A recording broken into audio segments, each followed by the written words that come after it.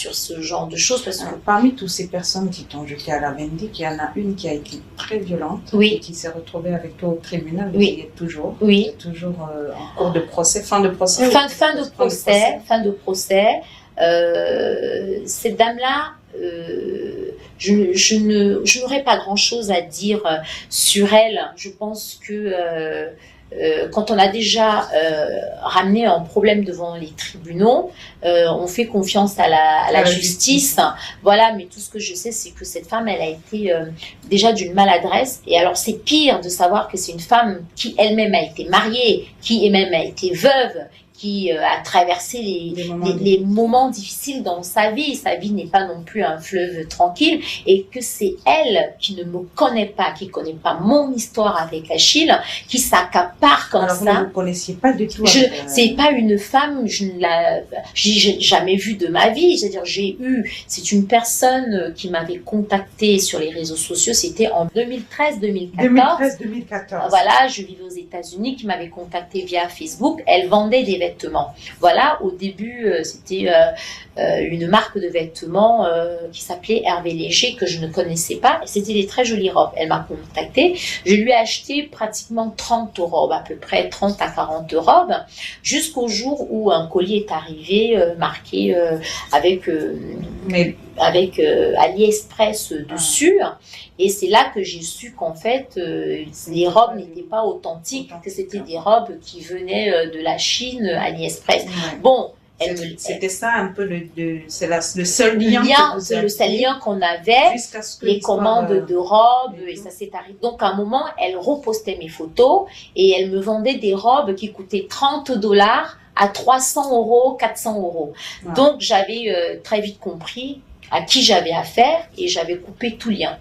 Donc j'étais très surprise. Donc quelques temps avant l'histoire d'Achille, elle avait posté, elle avait mis un communiqué qu'elle était à ma recherche, que oui, je recherche une amie à moi qui vivait aux États-Unis, qui était une cliente, nanana. J'ai eu vent de ça, j'ai même eu la capture d'écran, mais j'ai jamais donné signe de vie parce que je n'étais pas sur Facebook et c'était pas mon sujet, c'était pas ton monde, c'était pas mon monde. Voilà, je n'avais rien à partager avec elle. Tu te retrouves des années après et tu as cette femme qui qui s'acharne sur moi et enchaîne plusieurs panels. Quelque chose qui est très courant parce qu'on est à cette époque où voilà, chacun se permet de tout dire. Et toi, donc du coup, là vous êtes en procès, fin de procès. On est en fin de procès. Elle a été condamnée à m'indemniser, un montant assez élevé. C'est une femme qui risque, je le dis haut et fort, qui risque d'aller en prison. Bon, elle a été très loin dans ses propos. Ouais. Je vais dire, si elle s'arrêtait encore, elle n'avait pas le droit parce qu'elle ne connaît rien de mon histoire avec Achille. Mais là où l'histoire a été très... c'est quand elle parle de mon défunt mari, c'est quand elle parle de mes liens. Parce que en soi, tu n'avais jamais parlé de ça. Je n'ai jamais parlé de ça sur les réseaux sociaux. De ta vie. Jamais. Tellement discret, tellement sur ça, bien conservé. C'est ça. Et voilà, c'est ça alors. Et alors, c'est ça qui est resté, comme on dit, c'est ce qui m'a le plus blessée. Vous savez, on dit que les morts reposent en paix. Vous voyez? Donc, tout ça a remonté en surface toute ma souffrance. Déjà, c'était une époque où je souffrais déjà de la disparition de la maman d'Achille, qui était une vraie mère pour moi, parce que pendant sa période de maladie, j'étais à son chevet. J'ai ramené son corps au Cameroun, je vivais le deuil. Donc, venir s'acharner comme ça sur moi alors que je vivais déjà quelque chose de douloureux, c'était beaucoup. Donc, ça a été le point final. Ça a été le point final. Qui a mis fin à la séparation? Donc à quel moment tu dis stop, c'est fini, je n'en veux plus, ou bien c'est lui qui le dit? Aucun des deux. On n'est pas arrivé, Achille et moi, Achille est très rancunier, donc quand il reçoit ce voice où je tire ses oreilles, il faut savoir, comme je disais, nos problèmes, quand il commence à fuir la maison, il commence à... Voilà, c'est quand je lui donne des mots forts pour le ramener à la raison. Donc, quand ce voice arrive, c'est un voice qui est dur. C'est-à-dire, c'est une femme qui parle à un homme qui dit « Ressaisis-toi, ta mère n'est plus là, ressaisis-toi. » Et là... comme à l'accoutumée, il se braque complètement. Et là, elle m'a insulté, moi je peux pas accepter ça. Alors lui, il le prend comme ça, alors que même moi, je suis dépassée par les événements parce que sa mère vient de décéder. J'envoie ce voice, je suis au Vietnam. Oui. Et j'apprends la mort de sa mère, je suis là-bas, j'organise des choses avec sa famille. Donc quand je lui envoie ce voice, c'était pour dire, écoute, nous on est en train de se démener. Donc ce voice vraiment a été la fin. Ça a été la... vous savez, je ne peux pas parler de... Oui, je ne peux pas parler de ça entre Achille et moi parce que on avait des choses, Achille et moi, on s'était dites, oui.